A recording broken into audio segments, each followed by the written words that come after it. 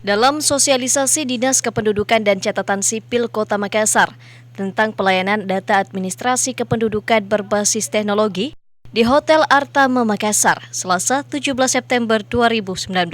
Dinas Kependudukan dan Catatan Sipil Kota Makassar memperkenalkan sistem pelayanan antrian online yang dapat diakses seluruh masyarakat menggunakan smart. Sekretaris Dinas Kependudukan dan Catatan Sipil Kota Makassar, Muhammad Yarman, mengatakan, upaya pemerintah Kota Makassar, dalam hal ini Dinas Dukcapil Makassar, untuk meningkatkan pelayanan administrasi kependudukan dan mengurangi penumpukan antrian yang ada di posko induk kantor Disdukcapil Makassar, PTSP dan kecamatan. Sistem antrian online mulai diberlakukan agar masyarakat dapat mengakses dengan pengambilan nomor antrian secara online dan dapat memantau nomor antrian yang telah terlayani. Pelayanan berbasis teknologi juga terus digalakkan oleh pemerintah Kota Makassar untuk memudahkan masyarakat untuk mendapatkan pelayanan yang maksimal, salah satunya dengan sistem online. Memang yang kita kehendaki, apalagi kependudukan catatan sipil itu adalah tugas pemerintahannya memberikan